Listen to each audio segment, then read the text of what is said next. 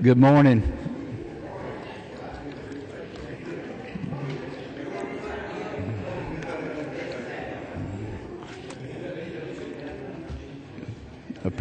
Apparently most of you have the same type of clock that the speaker does, and it doesn't work correctly.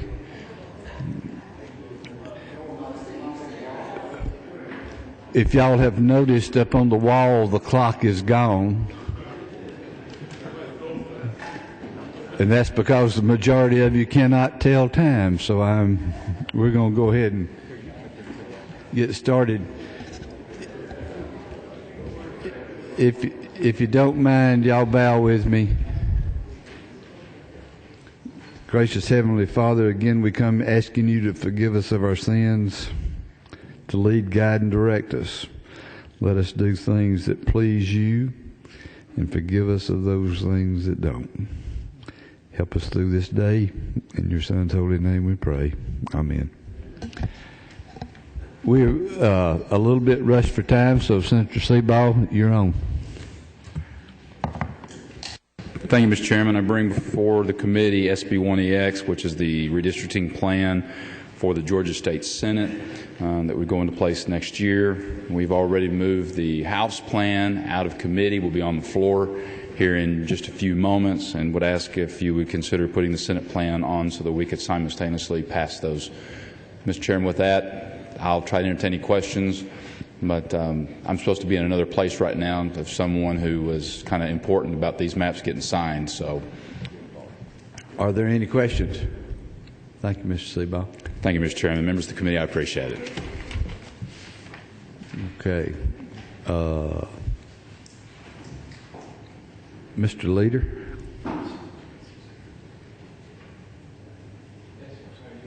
I'm so glad to see you. Would you like to present a bill? Yes. Oh, by the way.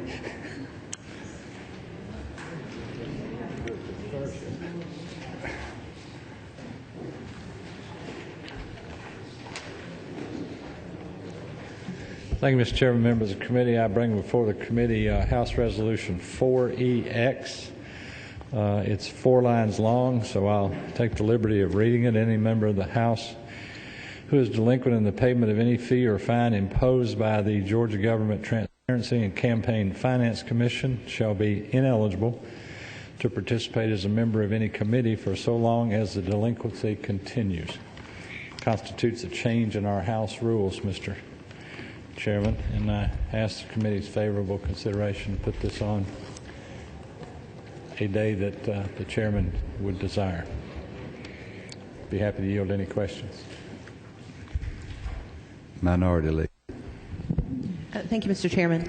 Mr. Leader, can you define delinquency? And let me contextualize this. We had, as I think everyone's aware, there was a list that was published of a number of members who were delinquent. Upon further investigation, we found that at least five of the members who were listed as being delinquent by the commission were actually not delinquent. It was errors in their records or failure to record properly. We have taken almost 4 months to try to resolve some of those issues. They are still investigating a number of them.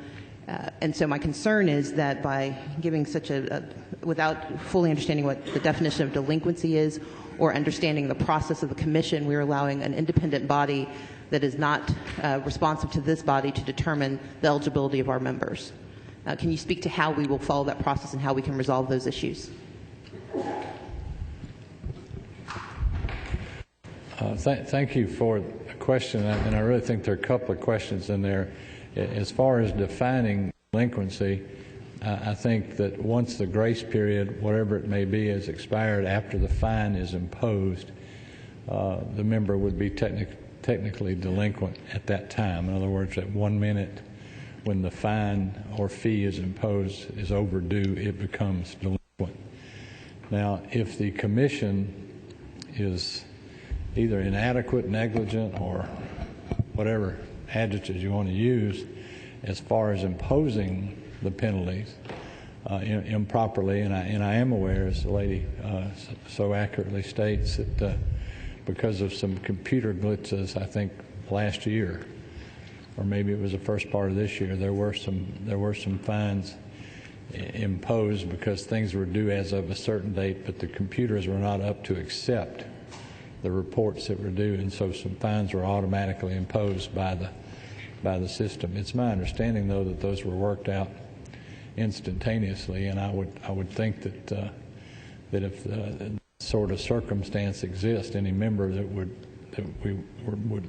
seeking to sanction under this would raise that instantly as a defense. Now, this does not keep the member from being seated or participate in their duties to their constituents. It just keeps them from participating in the committee and their committee activities. If I may follow up, my request would be, I mean, the definition you just gave of delinquency I think is valid and appropriate. I would ask that we include that language. In addition, there are members who have worked out arrangements with the Commission where they are on a payment plan, for example, where they are paying down those fines, because we have some fines that date back almost a decade. Are those persons considered delinquent under the terms and conditions, even if they have been even if the Commission is satisfied that they're meeting the terms and obligations of their arrangement? It'd be an interesting question. I don't think this language in this resolution or rule change speaks to that, but obviously it would be one of those ex post facto questions that we've faced here before. So. What I would ask then is, that, I mean, this is a fairly substantial impact on the ability of members to conduct the work that they were sent here by their constituents to conduct. And with all due respect, the errors that were mentioned were not simply technical errors. There were errors where people had remitted payment and we were able to produce those documents and the payments were not recorded. There were examples of when people were told to fill out certain forms, filled those forms out, and those forms were not filed. So there were both technological issues as well as technical errors within the Commission itself. And my grave concern is that this language is fairly pallid on its face and it does not provide adequate detail. This is a fairly substantial step for us to take, and I would ask that we at least take the time to define the terms and set conditions for members to seek redress if they need to. There wasn't a question in any of that, was there? Okay.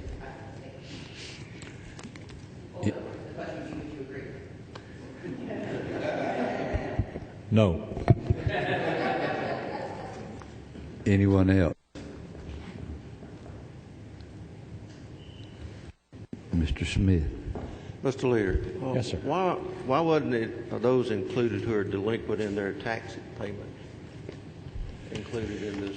Well, that's a different matter because of the definition of delinquency in taxes has always been a final adjudication of a delinquency in taxes through the appeal period. These are fines and fees that have to do with very clear violation of timing issues. You have to file this report by such and such a time. We all know when that is. And if we don't file it, it's our fault. There's a fine imposed instantaneously with that. That's different with an argument over whether something may not have been deductible or not in some very technical tax issue or whatever.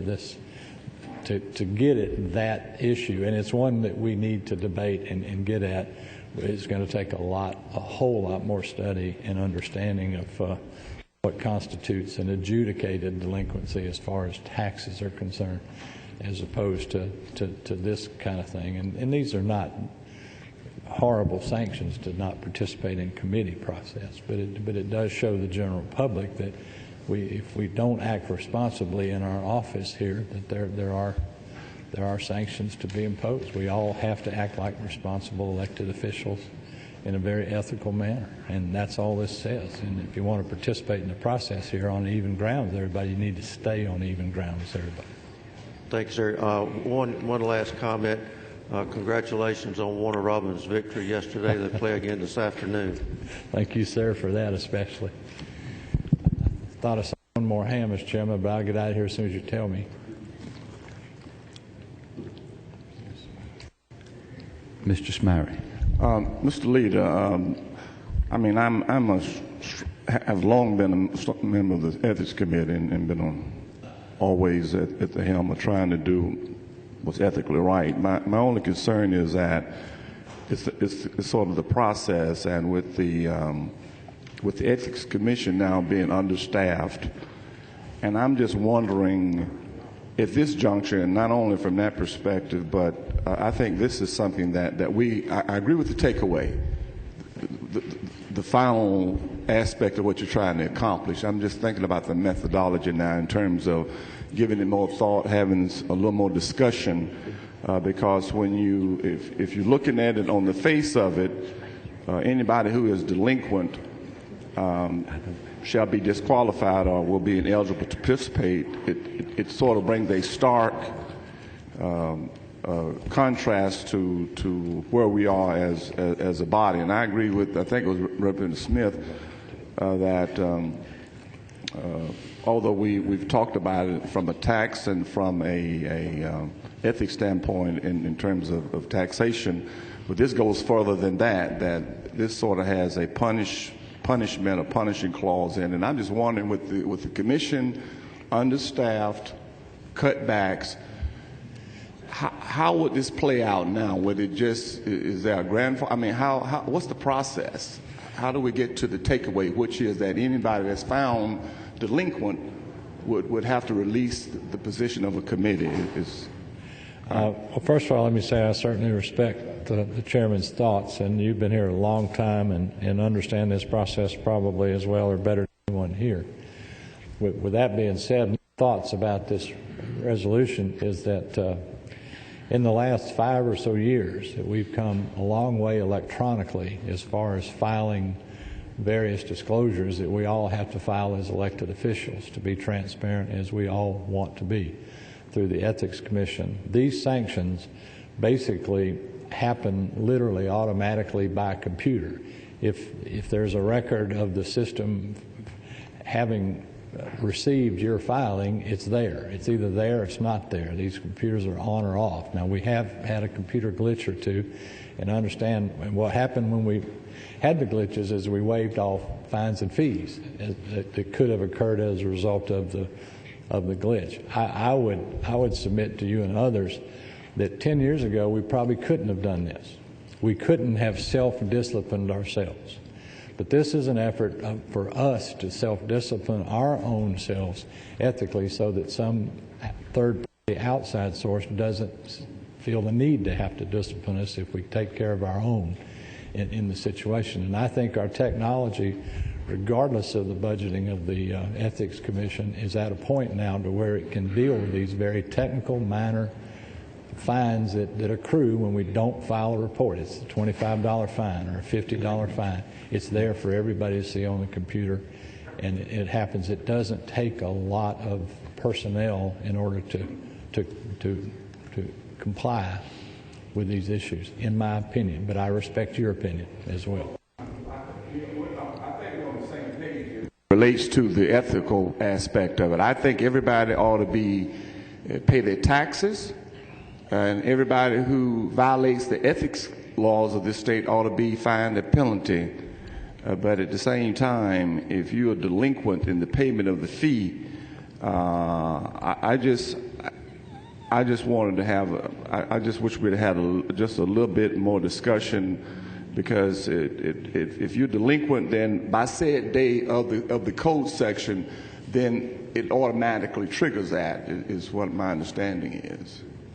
I think you and I both agree that if we're delinquent on ethics things, we should be charged a penalty. I think that's what you just said. This just says that there's some sanctions available if we don't pay the penalty. It doesn't do any good to charge somebody a penalty if you're not going to exact the penalty. I mean, that's what this is about, is a method of implying some sanctions to violation of these rules, especially this, mainly the technical aspects. Well, let the record reflect. I've always thought our penalties were too low in the first place. I mean, that was almost like a Burger King fine. Mr. Chairman, if there are no further questions, I'll be happy to. You got questions. You got questions. Okay. Mr. Mosby. Thank you, Mr. Chairman.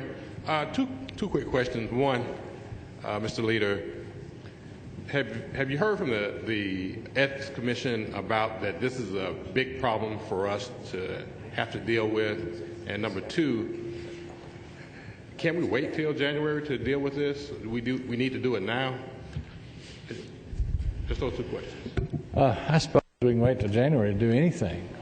If it's worthy of acting on it, it's worthy of acting on it as soon as we can. I don't know that procrastination is ever going to help ethics problems. As far as hearing from the Ethics Commission, is there a problem? Yes. We've not only heard from them, but we've heard from the media, and there's various stories. And frankly, Mr. Mosby, it's embarrassing to most of us to have stories written about all these fines, and it's not party specific, or it's not person specific. A lot of the violations are inadvertent, and I know that.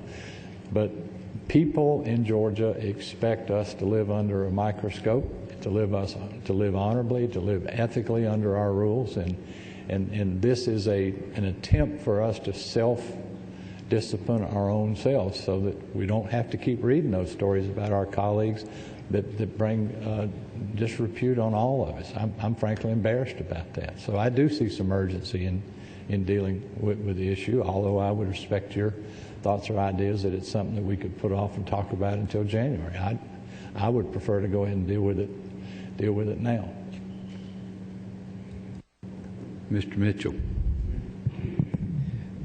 Thank you, Mr. Chairman. Let me just first of all by saying this is why there's the importance of having a robust minority party, or at least a opposition party. I was wondering why only the Democrats were speaking up on this, and then I looked at the authors of the legislation here. I'm sure others have the same concerns about this as we do, Mr. Leader. Fact of the matter is, I looked up that code section that we're amending, and I looked at the language that you are proposing. Nothing in here references what will happen if there is a mistake. What is the mechanics of this? Suppose I'm accused wrongfully. What are the mechanics of this? It seems to me to allow for some discretion by the person who's going to administer this, perhaps even based on who may be accused. What is the mechanics if I believe that I'm wrongly accused?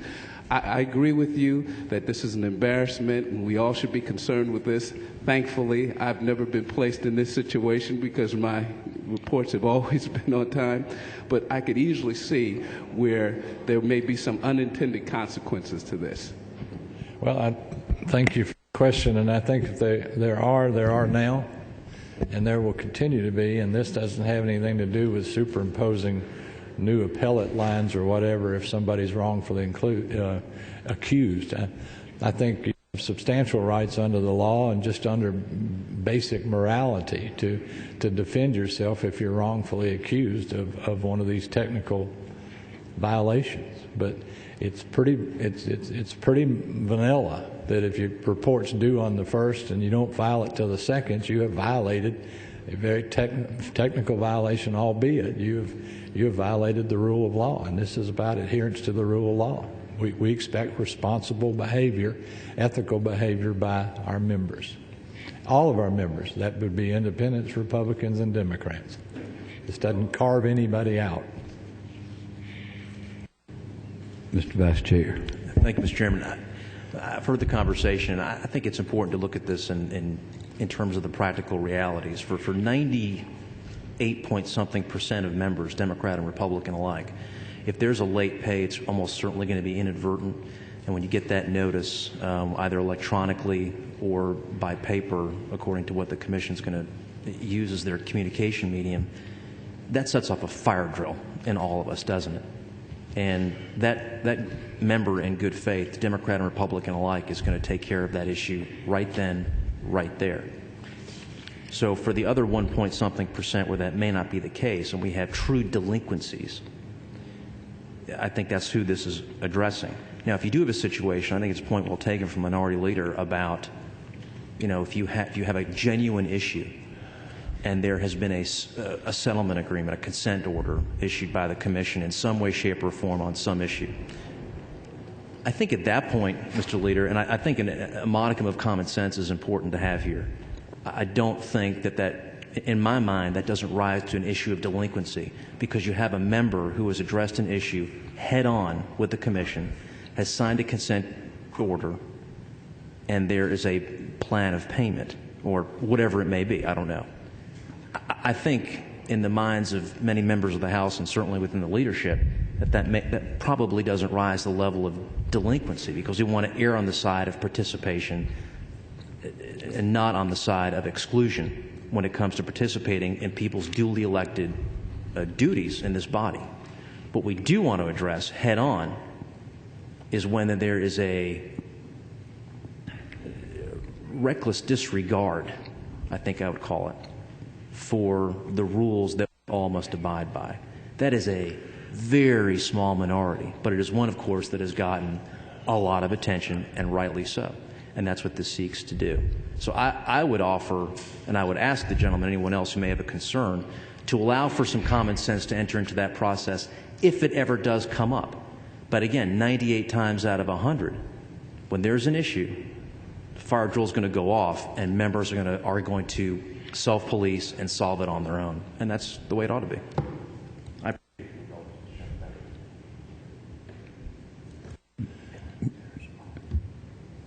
Just to respond to that quickly, and you said it better than I did earlier, if there were a consent order and there were an installment pay, the due dates would be set by the commission. So the delinquencies would then be defined as the due dates as set by the sanctioning authority. So it would be a late payment would constitute a deficiency. The fact that there were still outstanding fees would not, because the order would have amended the due date, so hence the delinquency would not accrue. Mr. Mitchell. You know, Mr. Chairman, thank you so very much, and to the leader and the vice chair, you know, I do respect your comment and your interpretation of what the intent of this will be. In fact, I would further go on to say that if I knew that you'd be here forever, then there would not be any need to go on any further. But the fact of the matter is, none of what you all have encapsulated is in the provision here. It seems to me to allow a lot of room for interpretation and judgment by whoever's going to administer this particular provision. And I, you know, shudder to think what would happen if, you know, some independent party was to come in and take over. How this may be interpreted or viewed at that point. I think we should take all the ambiguity out of the provision personally. Ms. Abrams. Thank you, Mr. Chairman. And I would add, I do mean this as a question. My concern goes to your point about practical reality. Anything that is post-2010 is electronic. But pre-2010, when we merged and those records, some were paper, some were electronic, those fines remain. And we have been working diligently for the last 4 months on behalf of my members, and I'm actually aware that there are members in the Republican caucus who face the same situation, where there are fines that have been imposed that may or may not be accurate. And the plain language of this rule does not differentiate between those who had fines imposed pre-electronic or post-electronic. And we are asking the Commission right now to go through their records to determine whether these are actual delinquencies or not. So my issue is not with the plain language of the bill or even the intent. I support that. My issue is that we are capturing persons who are in the process of doing what they should do, but the plain language on this paper, which is all that we have to go by, does not provide for any avenue of appeal or any of the nuance that we've discussed. We have interstitial issues between actual egregious delinquency and minor mistake that will be captured by this.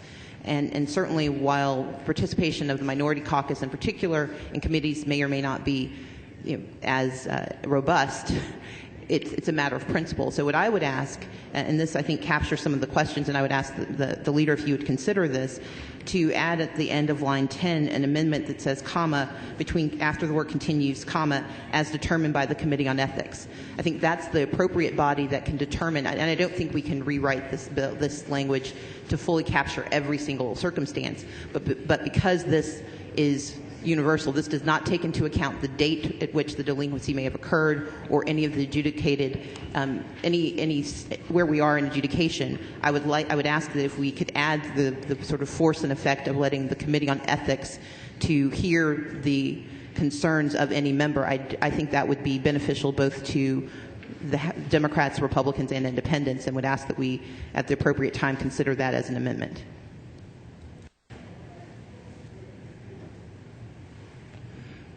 Could I get you to restate the comma and say it again? It would be, after the word continues, insert a comma, and then add as determined by the Committee on Ethics. What that would give us is at least a body that has the ability to, within its own purview, evaluate this. And I will tell you, I've had nothing but a good experience working with Chairman Wilkinson, who I believe demonstrates the full nonpartisan nature of that committee, and would be very comfortable with having that body have the responsibility. But right now, absent that language, there is nothing that provides for any pre-2010 issue that has to still be resolved.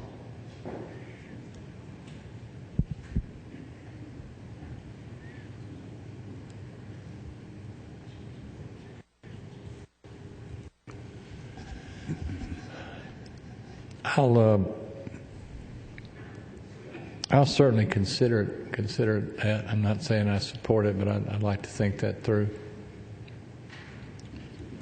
Ms. Hughley. Mr. Chairman, some of my concerns have been addressed, but I'd like for the leader to just walk me through how this works. Somebody's delinquent on their fine or whatever. Does the speaker then just delete them from their committee? And then how do they get back on the committee? Does he reassign them, or what happens? He would suspend them from participation in the committee. I don't know that they would be deleted from their committee assignment. I don't know that the rules allow him to delete them from their committee assignment. That they would be suspended from participation until the delinquency was satisfied. So would it be a formalized process? The members go get a notice that you're suspended until this fine is paid, and then when it's paid, you get something to go back to your committee, or what? I would assume so. There would be notice from the Speaker's office, sort of like there is now on other issues today. I wouldn't want to get one of those letters, but I would assume that's how it would manifest itself, yes. I just want to know how you envision that this would work based on what we have written here. I don't think anybody would want to do this or want to go through this, but so it would go to the member and the committee, or into the public, or what? Certainly the chairman of the committee would be notified, as would the member. Now, whether or not there'd be any public admonition or not, I don't know. That's always the discretion of any of us to say what we want to say about any circumstance that happens here. So, the only other point that I would like to make is I think the minority leader's amendment should be thoroughly considered, because it would at least give some type of process where the ethics committee could notify the speaker, and then the speaker could do this. The speaker has enough to do without checking on this kind of thing. I'm sure the Speaker is grateful for your concern for his time. Okay, that's it. Mr. Leader, you said you wanted to think about it, and I will leave that in your capable hands. Thank you, sir.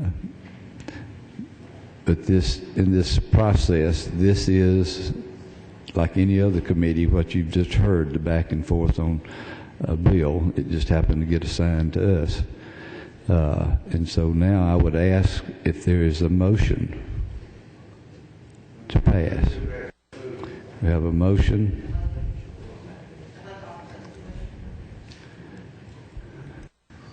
Okay. I'd like to move that we lay this on the table for a day. I think as we've discussed, there's no urgency to passing this today. We will certainly have a calendar, I believe, still to come, and given that the leader has offered to consider the language, I would ask that we lay this on the table. under the rules that we have in this committee, although we've suspended them for special session, it is still, I will give you the right to 24 hours before we go with that. Therefore, the ask for the move on for the motion is canceled. To take that back. It says chairman. I can do what I want to.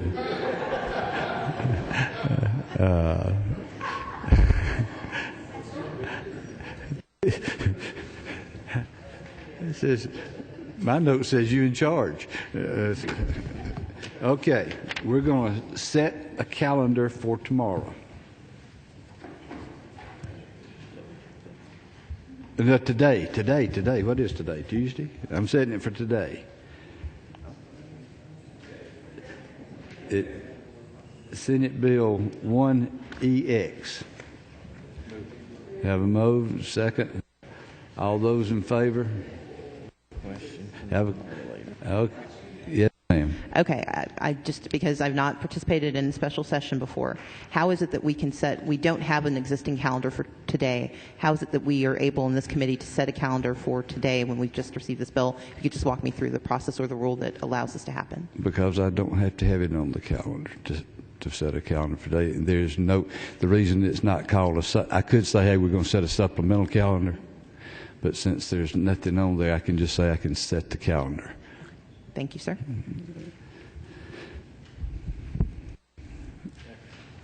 I have Mr. Golett. Okay. We have a second. All those in favor signify by aye. Aye. Any opposed? No. The ayes clearly have it.